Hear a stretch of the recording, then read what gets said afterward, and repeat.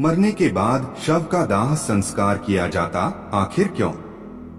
हिंदू धर्म में गर्भधारण से लेकर मृत्यु के बाद तक कुल 16 संस्कार बताए गए हैं। 16वें संस्कार को अंतिम संस्कार और दाह संस्कार के नाम से जाना जाता है। इसमें मृत व्यक्ति के शरीर को स्नान कराकर शुद्ध किया जाता है।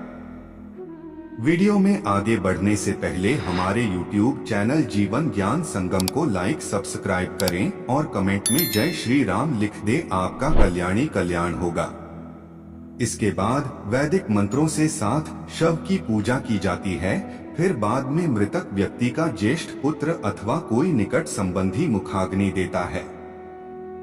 शास्त्रों के अनुसार परिवार के सदस्यों के हाथों से मुखाग्नि मिलने से मृत व्यक्ति की आत्मा का मोह अपने परिवार के सदस्यों से खत्म होता है और वह कर्म के अनुसार बंधन से मुक्त होकर अगले शरीर को पाने के लिए बढ़ जाता है। दाह संस्कार इसलिए जरूरी होता है। शास्त्रों में बताया गया है, शरीर की रचना पंच तत्व से होती है। ये पंच तत्व हैं पृथ्वी, जल, अग्नि, वायु और आकाश। शव का दाह करने से शरीर जलकर उन पंचतत्व में विलीन हो जाता है, जबकि अन्य संस्कारों में सा नहीं हो पाता है, क्योंकि शव को जलाने से सबसे पहले पृथ्वी को राख के रूप में अपना अंश मिला जाता है। धुआं आसमान में जाता है, जिससे आकाश का तत्व आकाश में मिल जाता है। आयर वायु तत्व वायु में घुल जाता है। अग्नि शरीर को जलाकर आत्मा को शुद्धि प्रदान करती है और अपना अंश प्राप्त कर लेती है। दाह संस्कार के बाद अस्थियों को चुनकर पवित्र जल में विसर्जित कर दिया जाता है, जिस जल तत्व को अपना अंश मिल जाता है।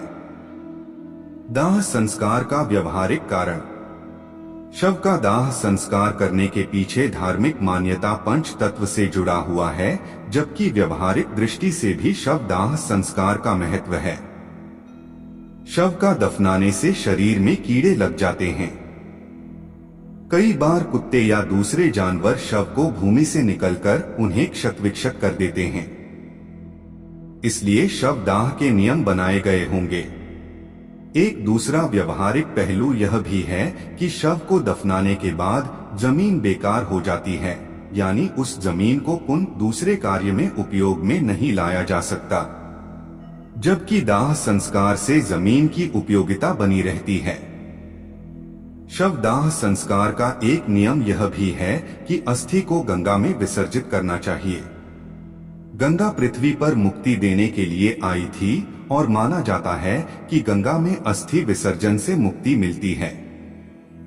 इसलिए भी अग्नि संस्कार का प्रावधान शास्त्रों में बताया गया है। आज के लिए बस इतना ही। मिलते हैं न्यू वीडियो पर। जय हिंद, जय भारत।